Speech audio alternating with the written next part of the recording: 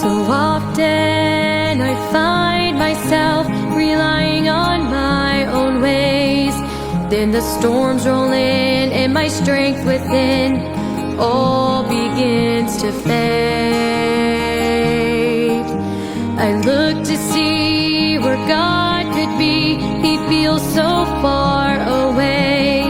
I fall on my knees, His face I seek as I begin to pray. Pray when you can't see past the clouds. Pray when it seems He can't be found. Pray, look to God for strength and power. Pray, right there in your darkest hour. Pray, and God will supply your every need, and in Him you can confide. There are times in life when the wars we fight can be too much to bear, but my God is near and He sees the tears we bring to Him in prayer. What a wonder it is to find a friend so kind and true. Cast your care on Him, and then once again you'll find He's there for you. Pray when you can't see past the clouds. Pray when it seems He can't be found. Pray, look to God for strength and power. Pray, right there in your darkest hour.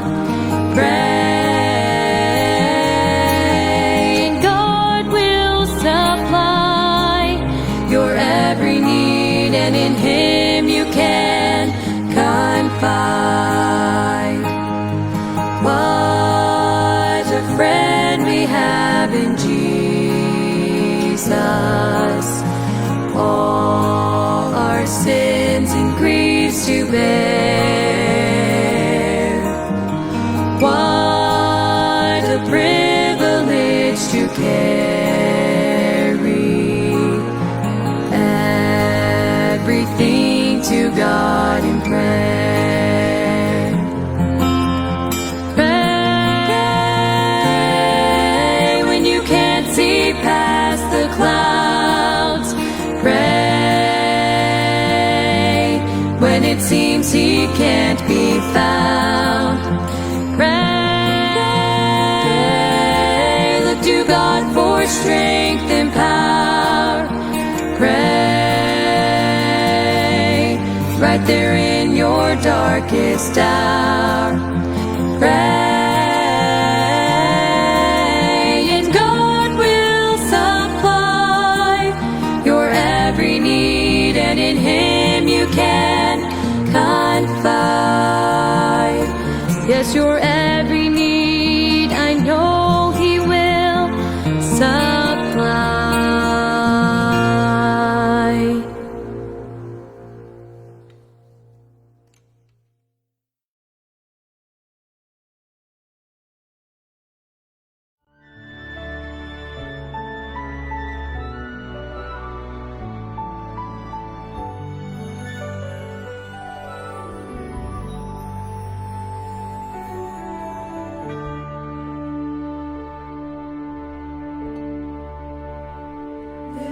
Is a song born from the ashes of faithful saints who lived and died. Steadfast and strong, they've gone before us, And now as one they testify, I am resolved to follow Jesus, Your name alone I'll ever serve, and I will have no greater calling than to sing forever of your word, and I'll declare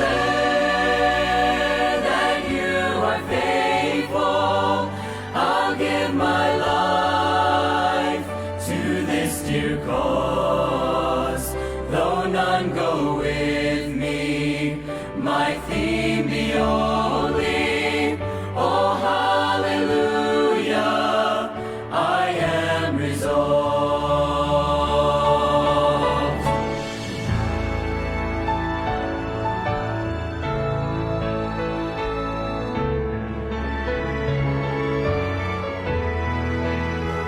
I hear the sound, a mighty chorus, for there's a cloud surrounding me, and as I run, oh let them witness the life I live, this song I sing.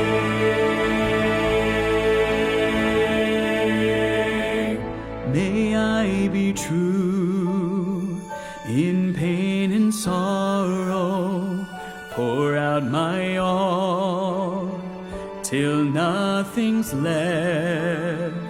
Then let me fly to realms of glory.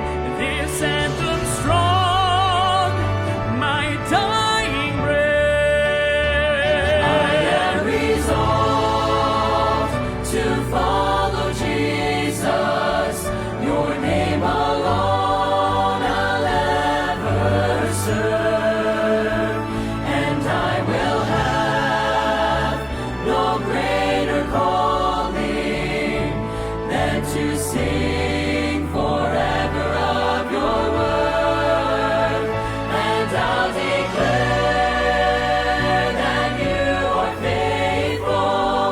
I'll give my life to this dear cause, though none go with me, my theme be only, oh hallelujah, I am resolved.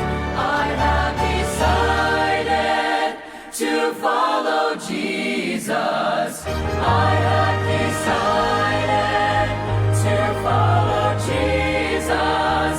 I have decided to follow Jesus. No turning back, no turning back. I have decided to follow Jesus. Oh, I have decided to follow Jesus. I have decided to follow Jesus, and I'll declare that you are faithful. I'll give my life to this dear cause, though none go with me, my theme be only, oh hallelujah, oh hallelujah, oh hallelujah.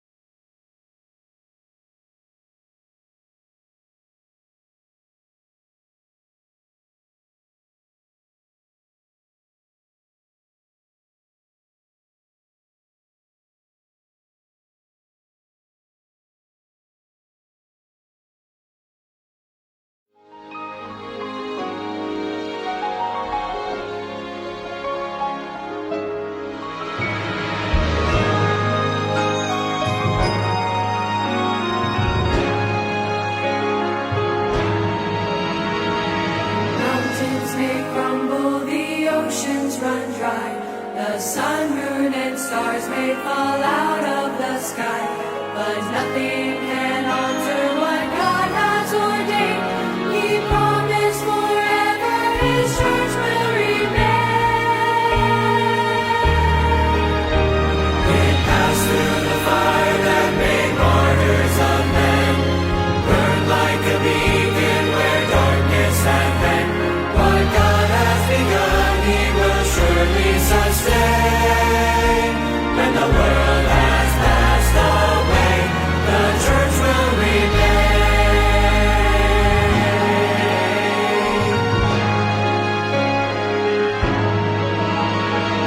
Rise up, believer, take courage and stand.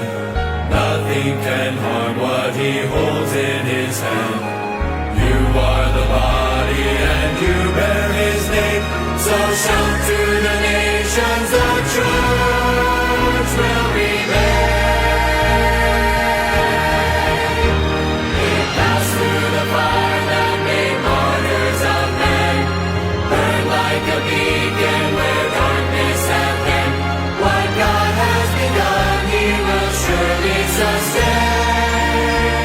When the world has passed away, the church will remain.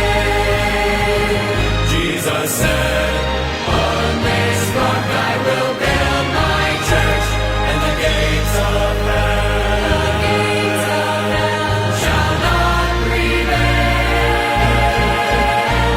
It passed through the fire that made martyrs of men, burned like a beacon where darkness had been.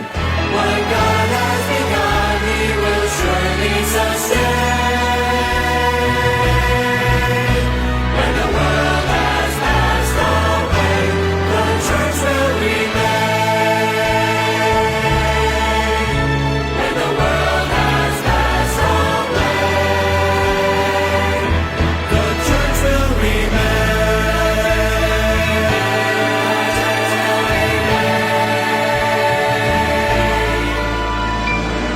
The church will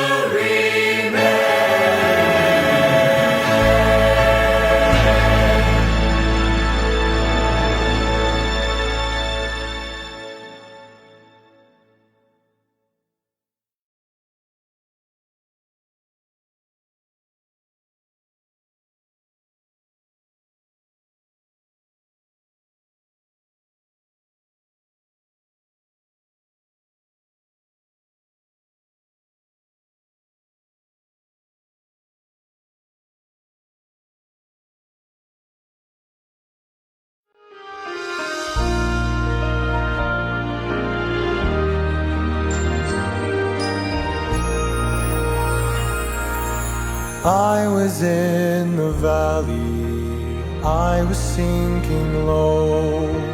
I had slipped and fallen, I had missed the goal. Condemnation threatened, I cried out in fear. Mercy said, forgiven, come and fly up here. I loved the Lord, He heard my cry, He lifted me way up high, set my feet upon the mountaintop. Just think of it, the Lord and King, the Creator of everything, loves me with a love that won't stop.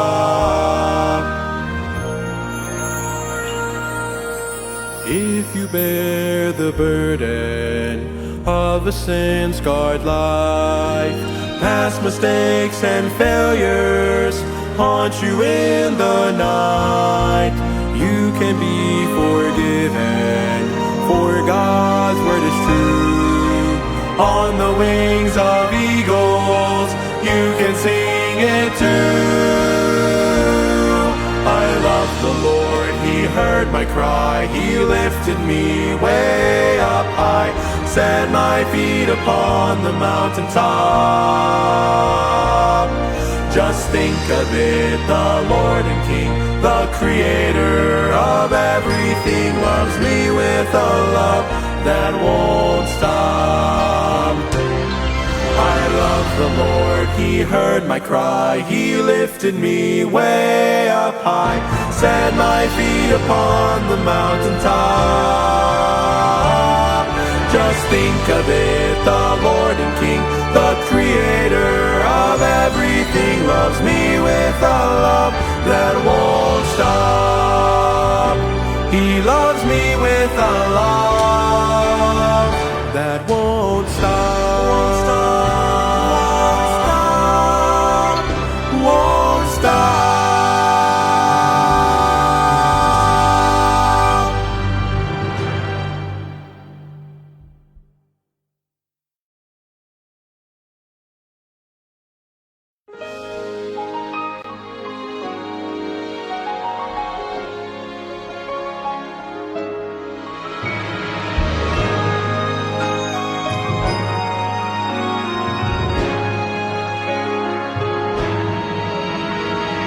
Mountains may crumble, the oceans run dry, the sun, moon, and stars may fall out of the sky, but nothing can alter what God has ordained. He promised forever His church will remain. It passed through the fire that made martyrs of men, burned like a beacon where darkness had been. What God has begun, He will surely sustain. When the world has passed away, the church will remain.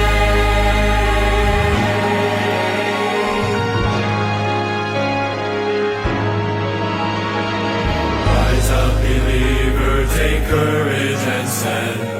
Nothing can harm what He holds in His hand. You are the body and you bear His name, so shout to the nations, the church will remain. It passed through the fire that made martyrs of men, burned like a beacon where darkness had been. What God has begun, He will surely sustain. When the world has passed away, the church will remain. Jesus said, on this rock I will build my church, and the gates of hell shall not prevail. He passed through the fire that made martyrs of men, burned like a beacon where darkness had been. What God has begun, He will surely sustain. When the world has passed away, the church will remain. When the world has passed away, the church will remain.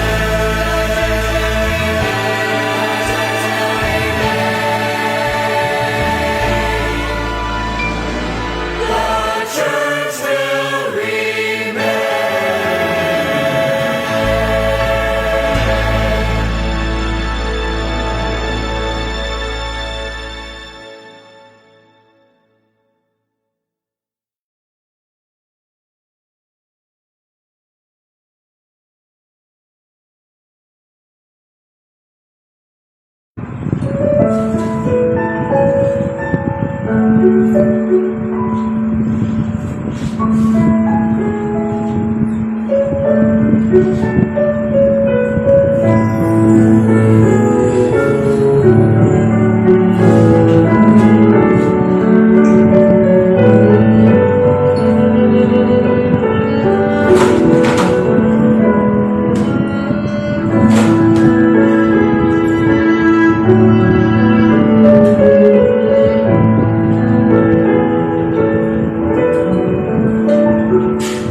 If the Savior's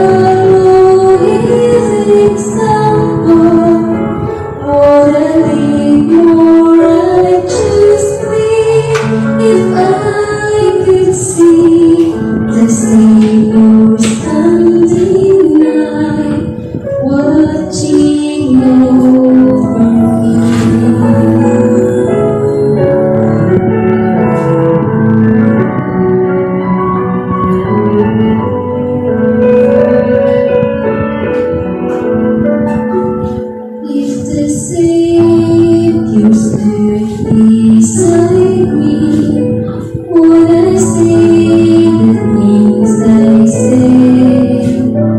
Would my words give joy when night if He were never far away? Would I try to share the gospel? Would I speak more reverently if I could see the Savior standing nigh, watching over me?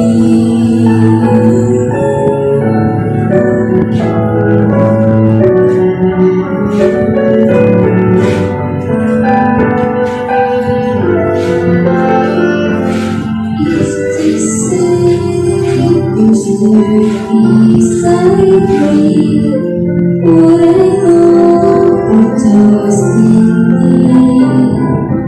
Would I try to show the Savior's love and every word and deed? Would I give to those who hunger?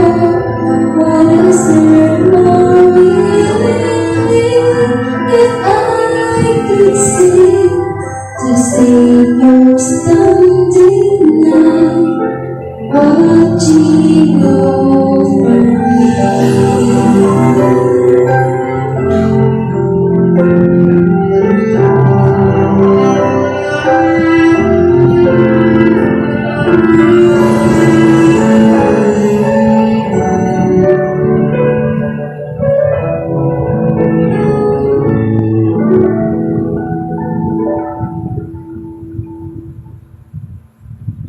Please always near me, what do that singing then? Because He loves me dearly, I am in His watchful care. So be tonight the first time that I know I'd want to be if I could see the Savior standing nigh, watching over me.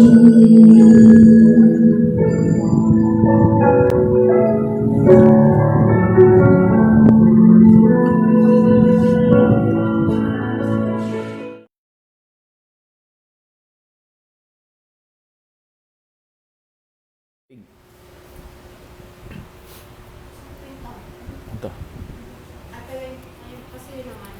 Ayun yung tumbler na blue. Dali, dali. Ako na eh. Tapos na yung kanta.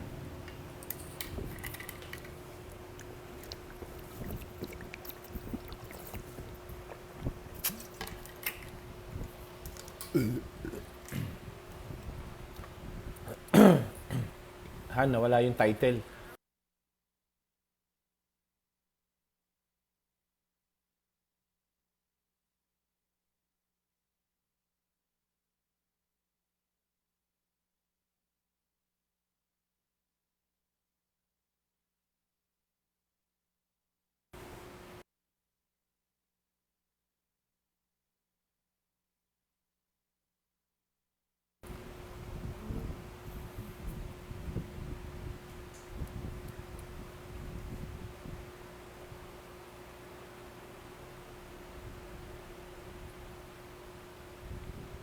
Magandang gabi po sa bawat isa and welcome sa atin pong family altar ngayon pong araw ng Thursday, and purihin ng Panginoon sapagkat muli na naman po tayong mapagpapala sa kanya pong gawain. Gusto lang nating batiin, yung mga bago nating kapatid na naka-join po ngayon. Kasama natin Sister Kim Abordo at maging si Ate Janet Tikagan. Ayan, magandang gabi po Ate Janet and good evening Sister Kim. And gusto rin nating pasalamatan si Sister Marian Kauyong sa kanyang inawit na special number, If the Savior Stood Beside Me. Maraming salamat Sister Marian. Ang purihin ng Panginoon sapagkat yung mga kapatid po natin patuloy na nagagamit sa gawain ng Diyos. Well, di na ho tayo papakahaba pa. Tayo ay magsisimula ng mag-aral ng salita po ng Panginoon. And please open your Bible in the book of 1 Peter chapter 2, verse number 21. Ito po ang sabi ng talata, mga kapatid. Samahan po ninyo ko at tulungan po ako, mga kapatid, ng mga digital ushers and usherette natin para ilabas po yung ating mga passage, title, kung ano po yung pwedeng maitulong natin dito sa ating ginagawang pag-aaralan. Well, sabi po ng 1 Peter chapter 2, verse number 21, For even hereunto were ye called, because Christ also suffered for us, leaving us an example that you should follow His steps. Well, tayo po munang lahat ay yumuko at pumikit. Tayo po'y manalangin. Dakilang Diyos na makapangyarihan sa lahat, Panginoon, kami po ay tunay na nagpupuri, nagpapasalamat sapagkat muli sa pagkakataong ito, kami po ay muli mong kakatagpuin at bubusugin ng inyo pong salita. Pagpalain mo po, O Diyos, ang aming gagawing pag-aaralan. Ikaw nawa, Panginoon, ang siyang amin po mabigyan ng kaluwalhatian at tunay po na ibuhos mo sa amin, O Diyos, ang karunungan at ang biyaya. Umaasa kami, Panginoon, na ikaw ang siyang kikilos sa amin pong kalagitnaan. Inyo pong katagpuin ang mga kapatirang kasama po namin for this evening. Kaya, O Diyos, sa iyo po kami umaasa at nananalig na ikaw ang siyang magbibigay sa amin ng kalaguan. Salamat po, Panginoon, sa pagkakataong ito. Ngayon pa lamang, kineklaim na namin na ikaw po ay magbibigay sa amin ng pagpapala. Kaya, Panginoon, sa iyo po namin pinagkakatiwala ang lahat. Ito po ang aming panalangin sa pangalan po ni Kristo Jesus. Amen. Well, ang title po ng ating pag-aaralan for this evening is Christ-likeness. Again, ito po ay nasa 1 Peter chapter 2, verse number 21. At ang atin pong tatalakayin ay mahalaga po sa ating mga buhay sapagkat naniniwala po ako na ito ang kalooban ng Diyos para po sa atin. Kaya nga po, kung titignan nating maigi, ang Biblia po ay kumbaga nagtuturo sa atin na kung papaanong tayo dapat mabuhay sa mundong ito. Well, Christians are followers of Jesus Christ. And to be a follower of someone is to pattern your life after him or her. So lumalabas, kung meron tayong kinikilalang sinusunod sa buhay natin, babae man yan o lalaki, yung ating buhay, doon ho natin inihahawig. Kaya nga, kung ang pag-uusapan po ay yung ating kalagayan sa mundong ito, mga kapatid, ang tawag sa atin Christians. Kumbaga, si Kristo ang dapat nahahayag at nakikita sa ating mga buhay. Christ is the ultimate example of how to live a life that is pleasing to God. Kaya kung meron tayong dapat gayahin, kung meron tayong dapat tularan, yan po ay ang ating Panginoong Jesus. If we pattern our lives after Him, we will please God. So sa madalit salita, kung ang gagayahin natin at ang lalakaran natin ay yung nilakaran din ng ating Panginoon, walang pagtatalo, mga kapatid, ang buhay natin ay magiging kalugod-lugod sa harapan po ng Panginoon. Kumbaga, yun ho yung idea. But not only that, if we will find ourselves accepted into His eternal kingdom. Kung talagang tayo po lalakad sa kagaya ng ginawa ng ating Panginoong Yesus, mga kapatid, naniniwala po ako, hindi lang tayo magiging pleasing sa harapan ng Panginoon, bagkus tayo rin po magiging katanggap-tanggap at bagay sa kaharian ng Panginoon. Kung maalala po ninyo, hindi ba't ang Panginoong Yesus nung siya'y nagkatawang tao, dito po sa lupa, ang kanyang ginanap ay yung kalooban ng Ama. Siya po ay lumakad, sumunod sa kagustuhan ng Diyos. Sapagkat yun naman talaga ang disenyo at kalooban ng Diyos para sa ating Panginoong Jesus. Yun po yung purpose na yun. Kaya nga ngayong gabi, maganda maging klaro din po sa ating lahat.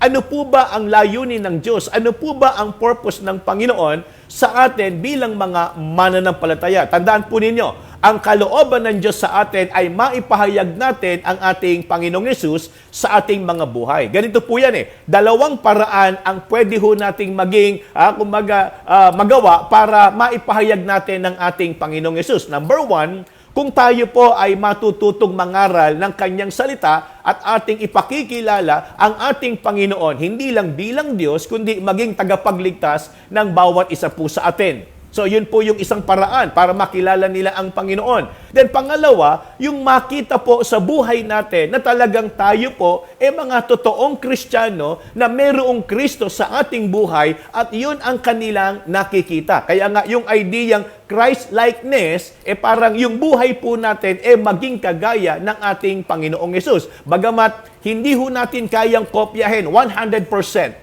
Na maging kagaya ng Panginoon sapagkat siya po ay nabuhay sa mundong ito na hindi nagkasala.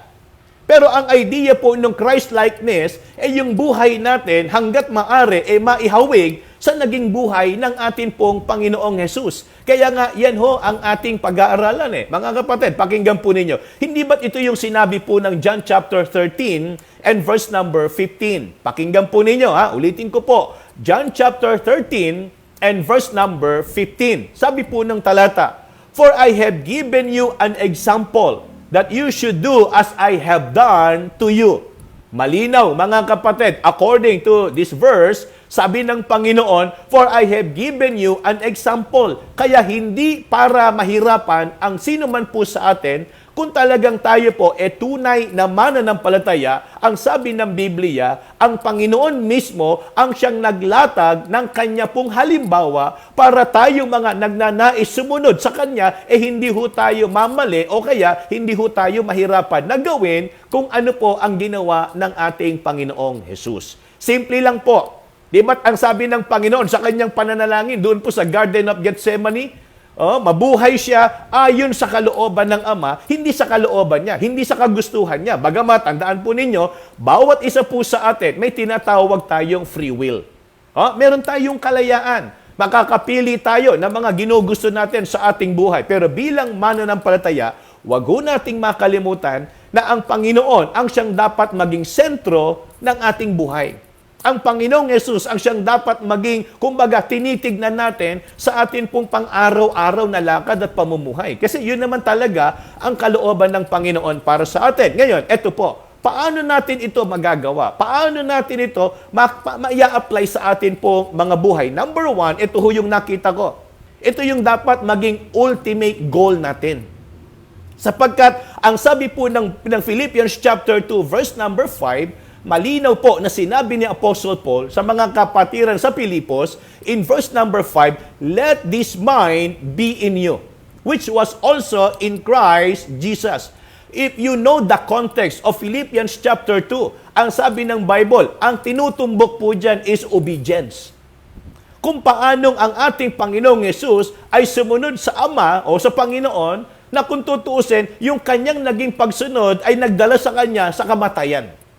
Sabi ng Bible, hindi lang siya basta sumunod, even the death of the cross. So sa madalit salita, mga kapatid, kung tayo rin daw po lalakad, kagaya ng ating Panginoong Yesus, at yun ang ating susundan, yung kanyang dinaanan. Mga kapatid, sabi ho ni Apostle Paul, "Let this mind be in you."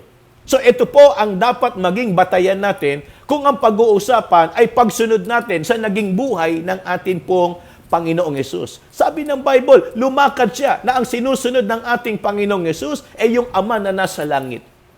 Kaya kung tutuusin, mga kapatid, ito po ay magandang paalala sa ating lahat na dapat i-consider ho natin sa buhay natin na bago tayo mangarap, magplano, at magkaroon po ng masasabi ho nating desire sa buhay natin na maging ganito tayo sa mundong ito, isipin muna natin bilang mga mananampalataya, Kristiyano tayo, dala natin ang pangalan ng Panginoon, nakakahiya, malungkot na kalagayan, na ganun tayo kung tawagin, pero ang buhay natin parang hindi kasama ang ating Panginoong Yesus.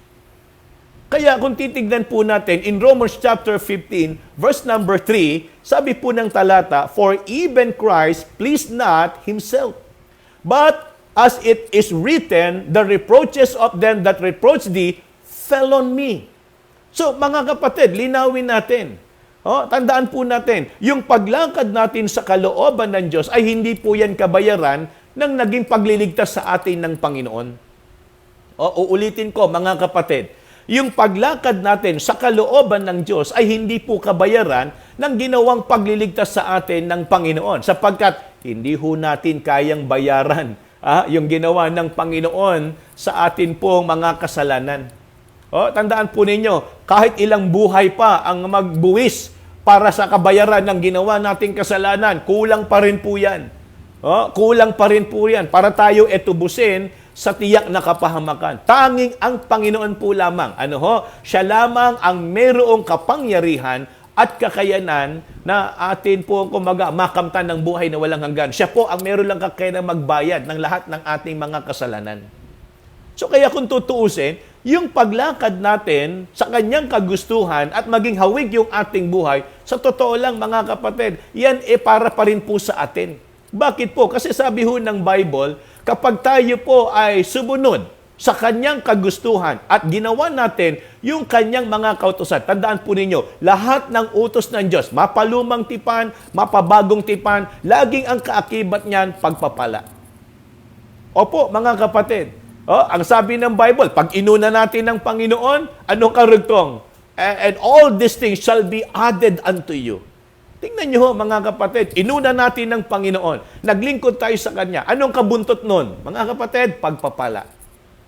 Pag inibig natin ng Diyos ng higit sa lahat, anong sabi ng Bible? Pauulanin niya ng biyaya. So sa madalit salita, lahat ng utos ng Panginoon, kung talagang ito po ay tatanggapin lang natin at isa sa puso natin at gagawin natin mga kapatid, ang lahat ng yan ay meron pong kasunod na biyaya. Kaya nga, ang dapat, pag pinag-usapan Christ-likeness, ito po ang ating ultimate goal. Bilang Kristiyano, dapat ang ginagaya natin, hindi yung mga kung sino-sinong artista, kung sino-sino yung mga hinahangaan natin. Bilang Kristiyano, dapat ang ginagaya natin, ang tinutularan natin, ang Panginoon. Dapat yun na maging ultimate goal ng bawat isa po sa atin. Kumbaga, dito natin maiparamdam sa Panginoon na talagang totoo tayong mananampalataya, totoo tayong followers, totoo tayong Kristiyano. Kaya nga, yan ho yung unang bagay na nakita ko, mga kapatid. This must be our ultimate goal.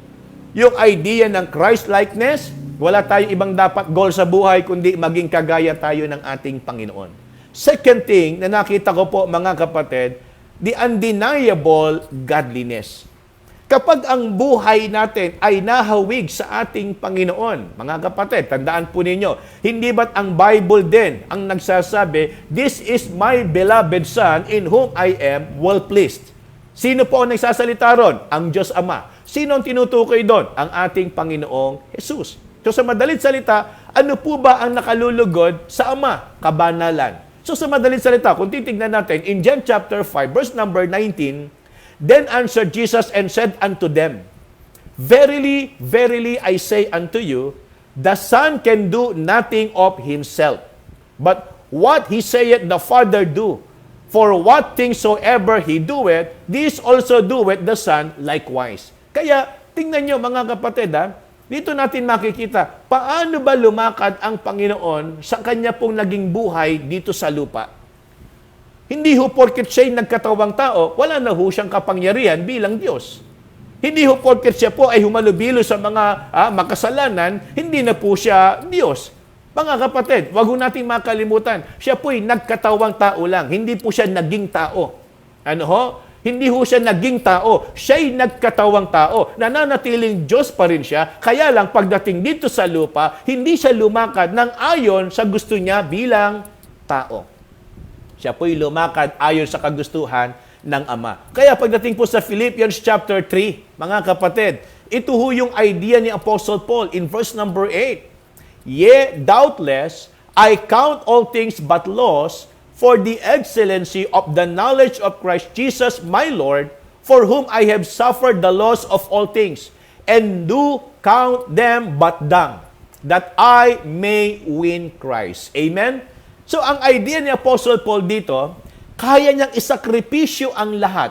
Kaya niyang baliwalain ang lahat. Alang-alang lang sa ating Panginoon. So, anong ibig sabihin ni Apostle Paul?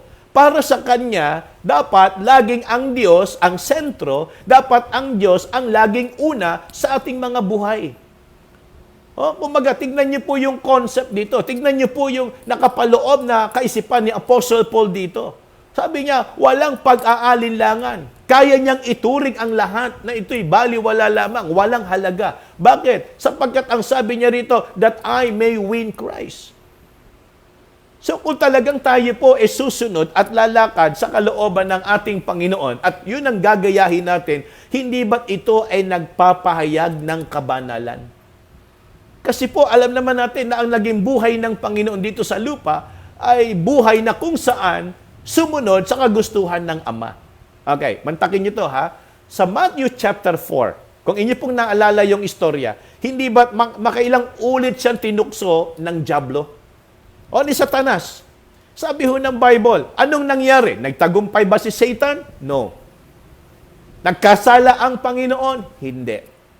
So anong ibig ko pong sabihin? Kung ang buhay natin ay magiging kamukha at kagaya ng naging buhay ng ating Panginoon, mga kapatid, it's very obvious na ang buhay na yan ay kakakitaan mo ng kabanalan. Bakit po? Nabuhay ang Panginoon natin na hindi nagkasala eh. Nabuhay ang Panginoon natin sa mundo na hindi ho siya nagkamali. Anong ibig ko po sabihin mga kapatid? Yun din ang idea ni Apostle Paul na lahat kaya niyang i-give up para lang sa Panginoon. Lahat kaya niyang tiisin para lang sa Panginoon. Lahat kaya niyang isakripisyo, makamtan niya lang ang ating Panginoon sa kanyang buhay. Kaya nga, yun ho yung nakita ko mga kapatid na malinaw na tinuturo ni Apostle Paul na ito po ang dapat makita sa buhay natin. Kaya yung idea ng yung Christ-likeness, mga kapatid, ulitin ko po, hindi tayo magiging eksakto na 100% kagaya ng Panginoon. Bakit? Sapagkat siya po ay perfect and sinless. Hindi ho natin magagawa yon. Hindi ho tayo magiging perfect dito sa lupa. Hindi ho tayo pwedeng maging sinless dito po sa lupang ito. Tandaan po ninyo, hanggang ngayon, hindi ho porket Kristiyano tayo, hindi na ho tayo magkakamali at magkakasala. Nandyan pa rin po yung sinful nature na tinatawag. Pwede pa tayo makagawa ng mali. Pwede pa tayo makagawa ng kasalanan. Pwede pa tayo makagawa. Pero hindi para itolerate ng Diyos yung ating mga ginagawa. Bagkus, ang sabi ng Biblia, dahil lang sa biyaya at habag ng Panginoon, kaya tayo po ay nakapagpapatuloy at nagiging katanggap-tanggap sa harapan po ng Diyos. So, siyempre, iba yung issue ng tayo po'y nabubuhay doon sa labas na kalooban ng Panginoon at tayo po'y nabubuhay doon sa kung ano yung kagustuhan ng Panginoon. Kaya nga, ito ho yung nakita ko, mga kapatid. Kapag ang buhay natin nahahawig sa ating Panginoong Yesus, mga kapatid, ang makikita natin dyan, kabanalan. Parang ganito kapag meron tayong ginagayang singer, hindi lang ho yung suot at muka ang ginagaya natin, even yung genre ng boses. Kung paano siya kumanta, kung paano bumirit, kung paano niya pinoproject yung kanyang boses, di ba? Nauso nun, ginagaya si Jessa Saragosa. Di ba? Yung parang bilog na bass na boses. Si Jaya. Naintindihan po ninyo? O kaya yung isang, di ba? Yung parang medyo husky ang boses. Yung kumanta yata ng Remember Me ba yun? Di ba? Yung Filipino singer na medyo husky yung boses niya. Ano ibig ko sabihin mga kapatid? So, inahawig natin yung ating sarili sa tinutularan natin. So, kung ang Panginoon ang ginagaya natin sa buhay natin, sa bawat lakad natin, definitely, ang makikita sa atin is godliness. Kabanalan. Kaya nga, yun ho yung nakita ko po rito na gustong, kumaga, ituro ni Apostle Paul sa mga kapatiran dyan po sa Philippi. Kasi yan ang sabi niya kaya niyang tiisin, kaya niyang isakripisyo, kaya niyang baliwalain. Ano man ang mangyari para sa kanya, ang mahalaga, si Kristo pa rin ang mapagtagumpayan niya. So sana tayo rin po, mga kapatid, ganun din yung ating pananaw sa buhay. Ano man ang mangyari, hindi na tayo para sa ating sarili. Di ba yan naman ang tinuturo sa atin ng Bible? We are bought with the price. So sa madalit salita, kayo at ako, bawat isa po sa atin, ay tinubos na ng dugo ng ating Panginoong Hesus. Siya po ang nagbayad ng lahat ng ating kasalanan. Therefore, siya po ang magmamay-ari na dapat ng ating mga buhay. Kaya nga, I am crucified with Christ, nevertheless, I live yet not I, but Christ lives in me. Amen? So, ang tama, si Kristo na ang nabubuhay sa akin. At kung ako may nabubuhay sa mundong ito, ito'y hindi na para sa akin, ito'y para na sa Kanya. Kaya sana maging malinaw po ito, mga kapatid, na magpaalala po sa atin. Opo, bagamat tayo po ay nasa atin pa rin sariling katawan, pero sana naman naisip natin, yung katawan na yan at yung kaluluwa na yan, kung hindi namatay ang ating Panginoon, ang katawan na yan babalik sa alabok. Ang kaluluwa na yan pupunta sa impyerno. Salamat na lang sapagkat mayroong Panginoon na sumunod sa kalooban ng Ama na nasa langit para tayo po ay tubusin at bigyan ng buhay na walang hanggan. Kaya nga mga kapatid, tinuturoan tayo ng Biblia na lumakad sa kanyang kalooban. Kapag ganon ang ginawa natin, sigurado po ako ang makikita sa buhay natin kung ano yung ginawa ng ating Panginoong Hesus. Bigyan ko kayo ng example. Kung ang pag-uusapan yung ginawa ng ating Panginoon, ano po bang ginawa niya? May mga binasa po ako kanina. Kung gusto raw natin talagang sundan ang Panginoon, mga kapatid, sabi ng Bible, kung paano niya hinugasan yung paan ng mga alagad, ganon din daw tayo dapat gumanap doon sa ginawa ng ating Panginoon. Anong tinuturo po ron? Humility. Servitude. Kumbaga, kung paano tayo magkaroon ng servant heart. Yun yung tinuturo sa atin ng Panginoon eh. Kung paano tayo dapat naglilingkod. Kaya nga mga kapatid, napakarami pa. Kung talagang titignan natin, yung mga bagay na dapat ginagaya natin sa ginawa ng ating Panginoon. Tingnan po ninyo. Isa sa pinanukso ng dyablo sa ating Panginoon ay yung tinapay. Sabi niya, itong batong ito, gawin mong tinapay. Okay? Anong sagot ng Panginoon? Man shall not live by bread alone. Tandaan po ninyo, bawat isa sa atin may pangangailangan. Bawat isa sa atin nakakaranas ng gutom. Bawat isa sa atin nakakakita ng mga bagay na magaganda na ginugusto natin sa buhay. Pero anong sabi ng Bible? Man shall not live by bread alone. Tandaan po ninyo, hindi ho binabaliwala ng Diyos yung mga bagay na yan, pero ang sabi ng Panginoon, wag na wag yan ang maging sentro ng inyong buhay. Kailangan pa rin natin ng salita ng Diyos. Kaya nga, yan ho yung pangalawang bagay na nakita ko. And last but not the least, here we can see the uncommon goings. The idea of Christ-likeness, hindi ho natin yan, kumbaga, sanay gawin. Hindi ho tayo sanay mamuhay. Kung ang pag-uusapan ay yung pamumuhay na kagaya na naging buhay ng ating Panginoon Jesus. Tignan po ninyo. Saan pinanganak ang ating Panginoon? Di ba sabi ng Bible, siya po ay nagkatawang tao at para mangyari yon, kailangan siya po ay isilang ng isang birhen. Okay? Nangyari po yan. Pero tignan po ninyo, saan ipinanganak ang ating Panginoong Yesus? Maging yung kanyang kapanganakan, nagbibigay ng mensahe sa atin na dapat ang atin pong pahalagahan yung purpose sa buhay, hindi yung gusto nating mangyari sa buhay natin. Kasi tignan po ninyo, pinanganak siya sa Bethlehem. Anong sabi ng Bible? Ano ba ang Bethlehem? Isang bayan na maliit na kung saan ang mga nakatira ay mga ordinaryong tao lang. Na hindi po sukat akalain ng mga tao, lalo na ng mga Hudyo, na doon manggagaling ang susunod na hari. Kaya nga hindi nila matanggap ang ating Panginoong Yesus na King of the Jews sapagkat ito'y nanggaling sa isang lugar na mahirap at ang sabi pa ng Biblia, ipinanganak siya sa sabsaban.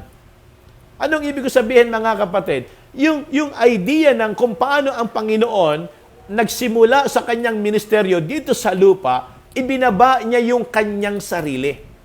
So, hindi ho normal sa atin ito, mga kapatid, na tayo ay mabuhay ng mayroong kapakumbabaan. Lagi ang tingin ng tao, puro pataas. Tandaan niyo po yan, mga kapatid. Ganyan po ang nature nating lahat. Ang laging tinitignan natin sa sarili natin, ayaw natin ng hirap, ayaw natin ng mababa. Ang gusto natin palagi, puro pataas, puro paangat, puro paganda. Yan ho yung kalagayan ng tao. Kaya nga salamat na lang sapagkat nung tayo po'y nakakilala sa Panginoon, tinuturuan tayo na magpasalamat sa mga bagay na meron tayo. Tinuturuan tayo ng Biblia na magkaroon tayo ng tamang satisfaction or contentment. Kaya kung anumang hirap meron tayo, kaya pa rin nating maging masaya. Kaya pa rin nating magpasalamat. Kaya pa rin nating mamuhay ng normal kahit nasa kahirapan tayo at puno ng problema. Bakit? Kasi nga may Biblia na nagtuturo sa atin na ang Kristiyano ay hindi dapat mabuhay para sa kagaya ng mga nasa mundo.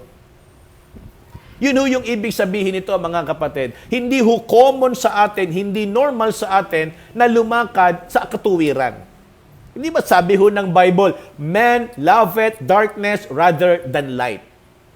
Okay, Luke 19:10, di ba? Malinaw po ron, for the Son of Man is come to seek and to save that which was lost. So in other words, ang Diyos ang humanap sa tao. Hindi po ang tao ang humanap sa Diyos. Ayan ho yung katotohanan dyan, mga kapatid.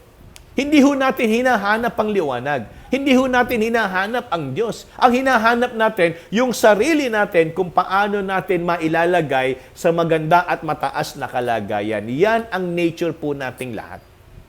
Kaya alam niyo po, sabi ng Proverbs chapter 19, verse number 21, there are many devices in man's heart, nevertheless, the counsel of the Lord that shall stand. Ang daming iniisip ng tao. Marami tayong plano, marami tayong gusto, marami tayong pangarap. Pero ang nakakalimutan natin, kung ano pa rin ang gusto ng Panginoon, yun pa rin ang magtatagumpay. Yun pa rin ang masusunod. Kaya nga mga kapatid, sana po maisip natin ito, na sa buhay nating ito, hindi ho kalaban at kaaway ng Diyos ang pag-asenso at pagyaman.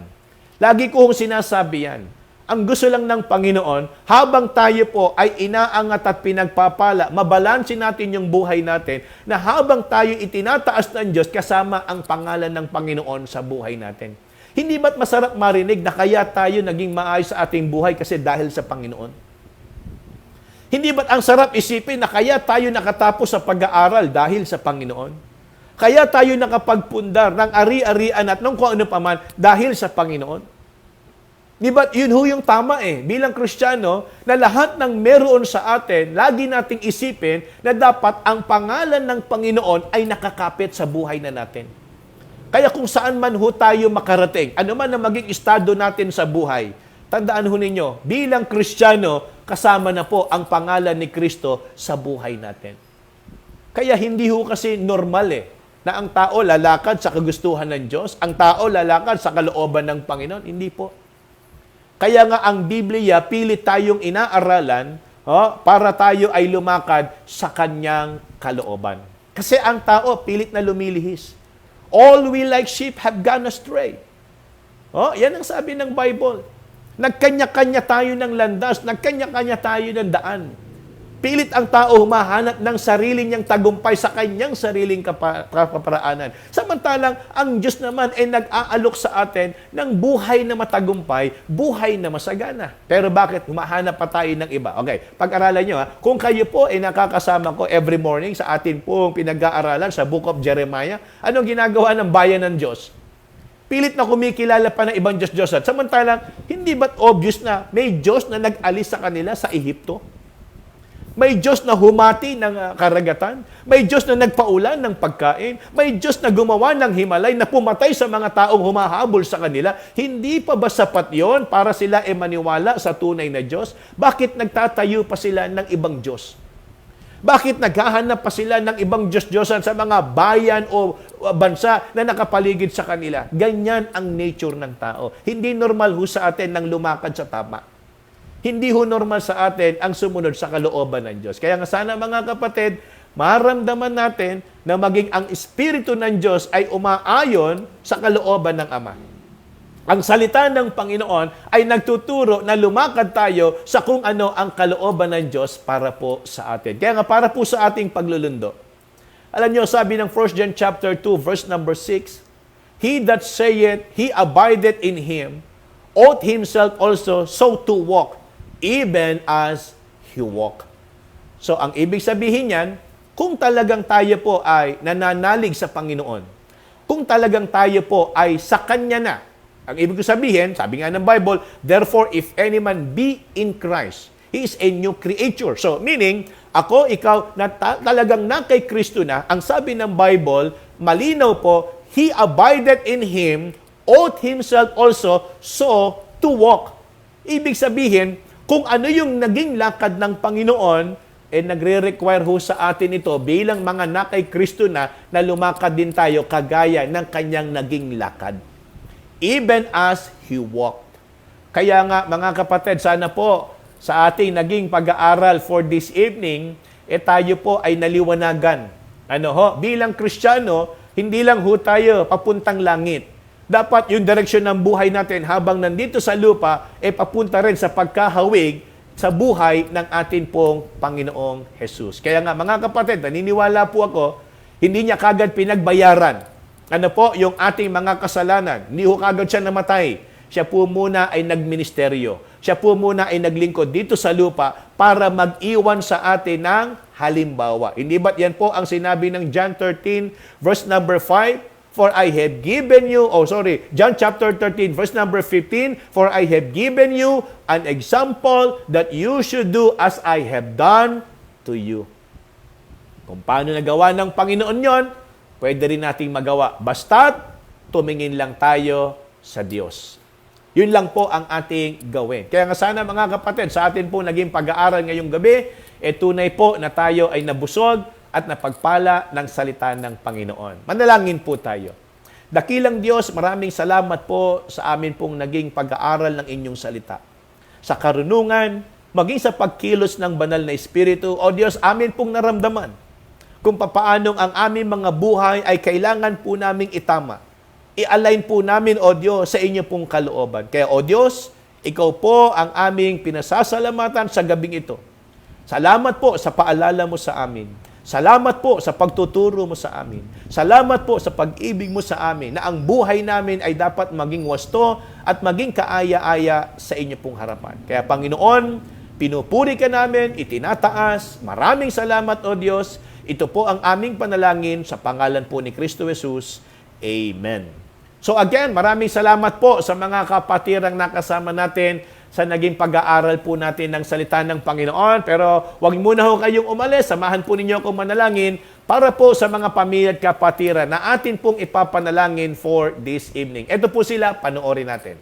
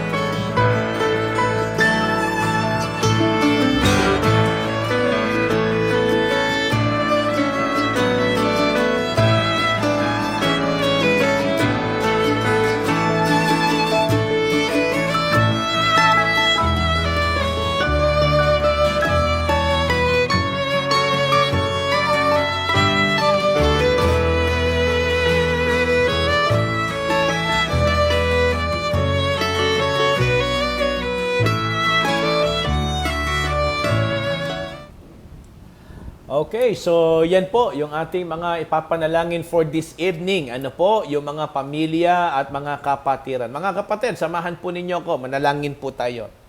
Dakilang Diyos na makapangyarihan sa lahat, Lord, dalangin ko po na inyo pong dinggin ang aming panalangin para po sa mga pamilyang ito na alam namin, O Diyos, na may pangangailangan sa kanila pong mga buhay. Lord, dalangin ko po ang pamilya Biagtas. Ikaw po, Panginoon, ang gumawa kay Ninong As, kay Ninang Flor. Lagi mo po silang biyayaan ng maayos na pangangatawan. Ingatan mo sila palagi, Panginoon. Away, huwag mong loobin na sila po'y magkaroon ng malubhang karamdaman. Tulungan mo po sila sa kanilang mga pangangailangan. Maging ang kanilang tindahan, O Diyos, ay inyo pong pagpalain. Ikaw po, Panginoon, ang gumawa sa kanila pong pamilya. Ikaw rin po, Panginoon, ang magprotekta sa kanila pong mga anak, sa kanila mga manugang, sa mga apo, sa pamilya ni Mark, ni Vanessa, ni Ana. Patuloy mo po silang gabayan, Panginoon, maging kay Jason, kay Preacher Carlo. Dalangin ko po, Panginoon, ang gabay mo at kalakasan ng katawan, ipagkaloob mo po sa bawat isa sa kanila. Patuloy mong bigyan ng karunungan si Preacher Carlo sa kanya pong pagtuturo ng inyo pong salita at maging sa lugar na kung saan ginagamit mo po ang kanyang buhay. Lord, dalangin ko rin po ang Nalaunan family. Ikaw rin po, Panginoon, ang gumawa kay Ninang Alice. Gabayan mo rin po siya sa araw-araw. Ang kanyang tindahan ay pagpalain mo rin, Panginoon. Hipuin mo yung kanyang mga iniindang karamdaman sa katawan. Bigyan mo siya ng kalakasan, kagalingan, Panginoon. Provision sa kanya po mga pang-araw-araw na kailangan. Maging kay Gilbert, kay Gaisel Ann. Tulungan mo po sila, Panginoon. Ingatan mo palagi at ikaw po, O Diyos, ang magawad ng kalakasan. Lord, dalangin ko po ang pamilya nila Sister Gisan, ang Libunaw family. Ikaw rin ang pumatnubay kay Derek. Ingatan mo siya palagi, Panginoon, ang kanyang kalusugan. Hawakan mo rin po ang kanyang pangangatawan. Ikaw po, ang patuloy na pumatnubay sa buo nilang pamilya. Gabayan mo rin si Ken sa kanyang mga ginagawa sa school, sa kanya po pag-aaral, bigyan mo siya ng wisdom, at maging si Sister Gisan, kalusugan ng katawan, provision din, O Diyos, sa kanila pong mga pangangailangan sa araw-araw. Maging kay Kimiko, kay Len, gabayan mo rin sila, Panginoon. Tunay po na ikaw ang gumawa sa buong pamilyang ito, i-provide mo po ang kanilang mga kailangan. Lord, dalangin ko po ang pamilya ni Pastor Chris. Bagamat sila po ay magkalayo sa ganito pong sitwasyon, ingatan mo si Pastor Chris dyan po sa Kalbayog. Bigyan mo siya ng wisdom, good health, provision, and patuloy mo siyang gabayan, Panginoon, sa kanya pong pangunguna sa gawain. Pagpalain mo rin po ang ministry dyan po sa Kalbayog. Naway tunay po na inyo po itong papagbungahin. At ikaw po, O Diyos, ang patuloy na magdagdag ng mga kaluluwa na maglilingkod sa inyo. I-provide mo rin ang pangangailangan ng kanya pong pamilya dahil dito po sa Maynila. Kay Kit, kay Sister Jen. Patuloy mo po silang ingatan, palakasin, bigyan ng karunungan si Kit sa kanyang pag-aaral, guidance, protection para kay Sister Jen sa kanyang pagtatrabaho. Maging kay Nanay Denden, Panginoon. Dalangin ko rin po ang patuloy na pagbibigay mo ng kanyang mga kailangan. Ingatan mo rin po siya sa araw-araw. Palusugin mo po ang kanyang pangangatawan. Pagalingin mo yung kanya po mga iniindang karamdaman sa kanya pong kalagayan. Ikaw po ang mag-provide ng kanyang mga kailangan sa medication, sa gamot, sa maintenance, at sa mga pang-araw-araw pang kailangan niya, Panginoon. Tulungan mo po ang kanilang buong pamilya at inyo po silang biyayaan ng masaganang pagpapala, Panginoon. Lord, dalangin ko po ang pamilya nila, Deacon Ronald. Ikaw rin po, Panginoon, ang patuloy na pumatnubay sa kanya. Lagi mo po siyang ingatan, bigyan ng malusog na pangangatawan, bigyan mo po siya, Panginoon, ng karunungan sa kanya po mga pang-araw-araw na ginagawa sa trabaho. At ikaw po ang magbigay sa kanya ng kalaguang espiritual at patuloy mong hipuin din, O Diyos, ang kanyang katawan. Maging kay Ninang Ana, patuloy na kalakasan ang ibigay mo po sa kanya. Lagi mo rin po siyang biyayaan ng malusog na katawan. I-provide mo rin yung kanilang mga pangangailangan sa mga pang-araw-araw na gastusin. Tunay, Panginoon, na ikaw po ang inaasahan namin para matugunan ang kanilang kailangan. Gabayan mo rin sila Brother Sam, Brother Aaron, Brother Paul, at tunay po na inyo po silang bigyan ng kalakasan ng katawan. Patuloy mo pong pagpalain ang pamilyang ito, Panginoon, na kung paanong sila po ay nagagamit mo sa gawain, Panginoon. Patuloy mong padaluyin ng biyaya sa kanila pong mga buhay. Panginoon, dalangin ko rin po sa inyo ang pamilya Balungayan. Ikaw po, Panginoon, ang gumawa sa pamilya nila Sister Lani. Gabayan mo rin ang kanyang mga anak, kay Sander, kay Johnny Bell, kay Charmel. Patuloy kang mangusap sa puso ng bawat isa po sa kanila. Ingatan mo sila palagi, Panginoon. Ang Balungayan, ang Herbolinga, at ang Haddock family, maging sila Sister Joanne and Kiel, maging sila Ate Aida, Panginoon.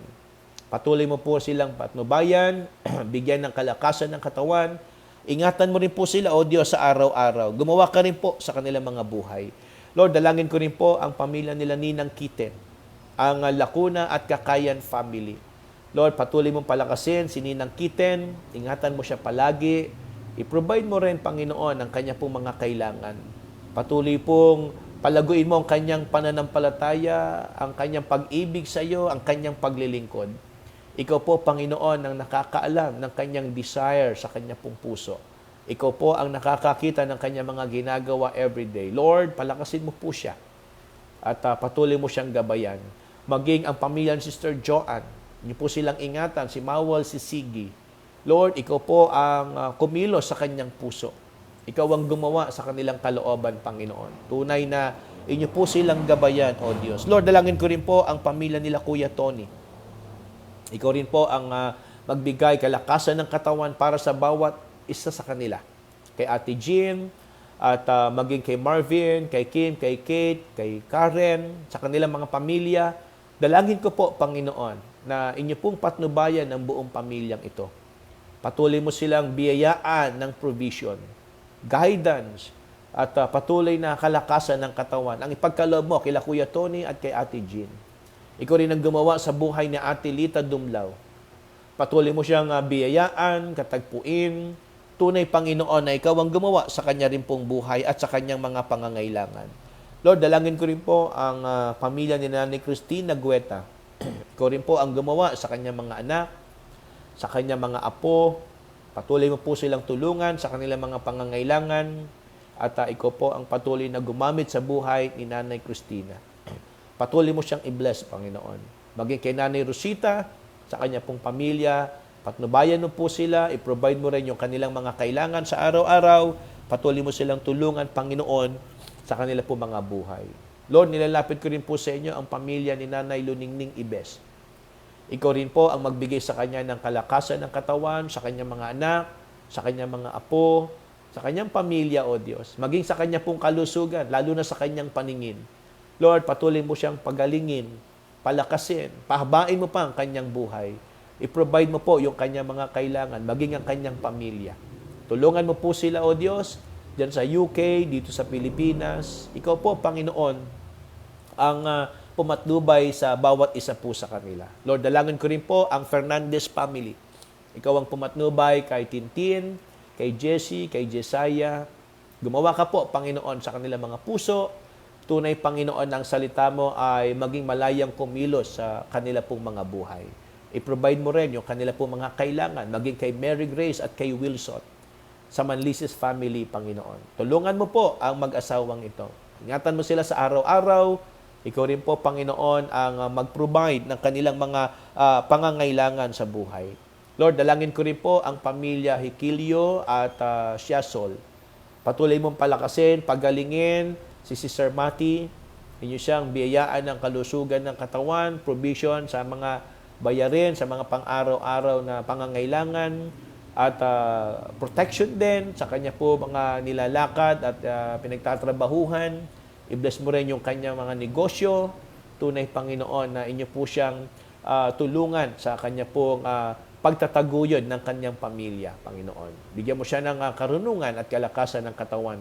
Patuloy mo rin siyang palaguin espiritual. Gabayan mo si Mariby, sa kanyang pag-aaral, karunungan, at patuloy mo siyang katagpuin na magamit ang kanyang buhay sa paglilingkod, maging si Louie, si JR, at yung iba pa niyang anak, Panginoon.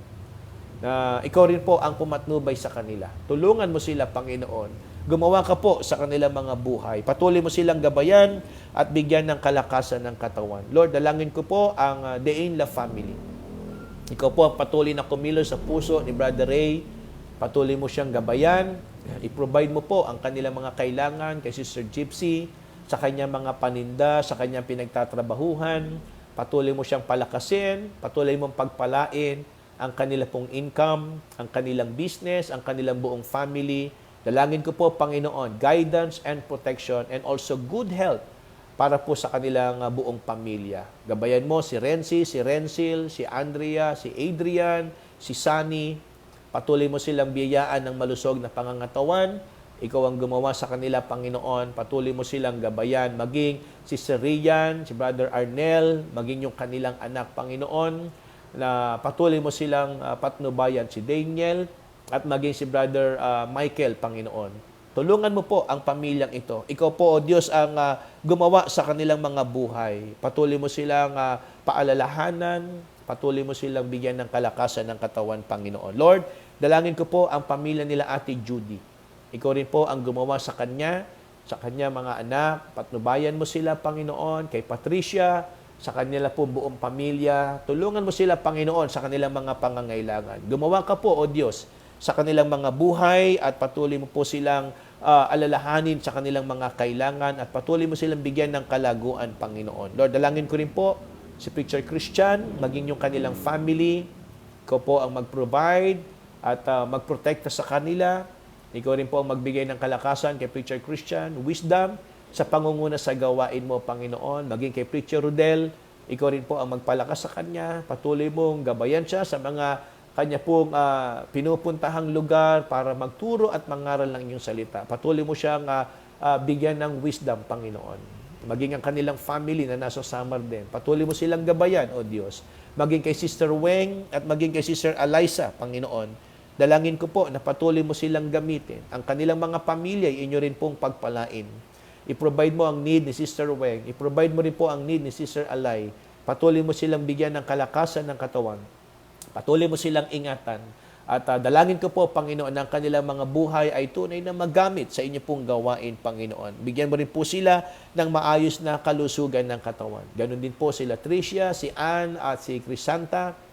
Dalangin ko po na lagi mo silang palakasin, ingatan palagi, Panginoon, at patuloy mo po silang paalalahanan at patuloy mo silang bantayan, Panginoon, sa kanilang mga buhay, para ganun pa may sila po'y makasunod sa inyo pong kalooban. Maging ang kanilang mga pamilya, tulungan mo rin po sa kanilang mga pangangailangan, O Diyos. Lord, dalangin ko rin po sa inyo si Brother Gab.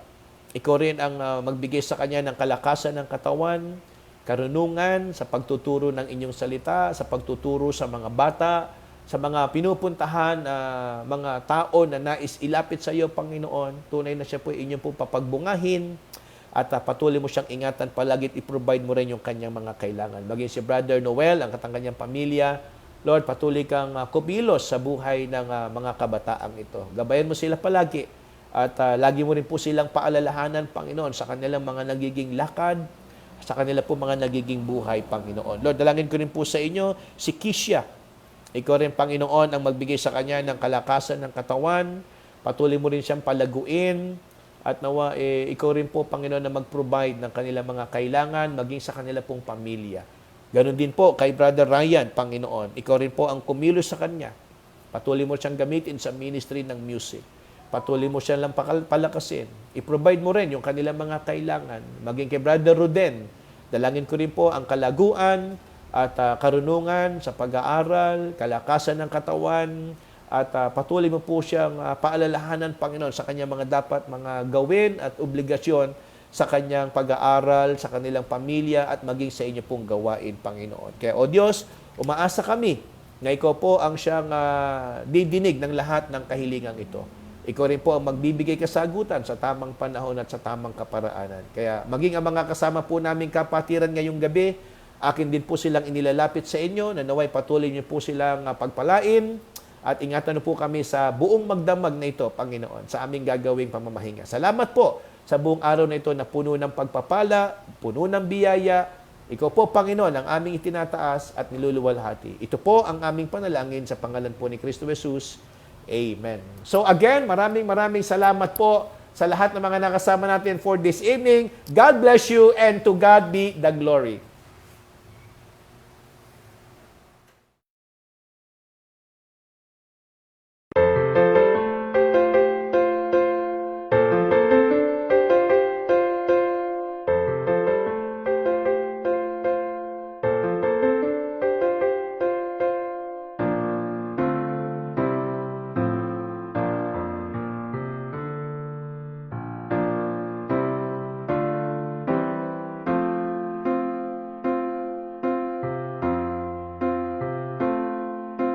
Lord, we pray for the lonely ones and the hurting ones, the ones who don't know what to say or how to pray.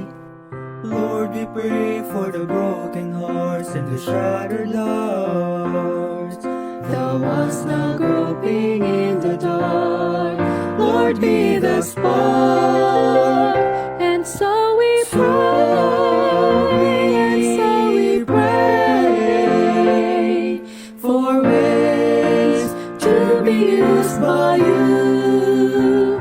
We want to serve, we want to serve, to be faithful, to be caring, to be true, to be faithful, to be caring, to be true.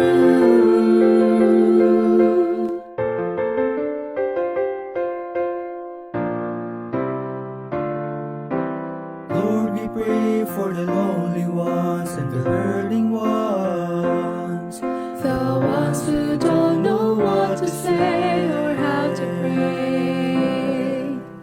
Lord, we reach for the falling ones and the searching ones, the ones who seem to lose their way. Save them today. And so we pray, and so we pray for ways to be used by you. We want to serve, we want to serve, to be faithful, to be caring, to be true, to be faithful, to be caring. Lord, we pray, and so we pray for ways to be used by you. We want to serve,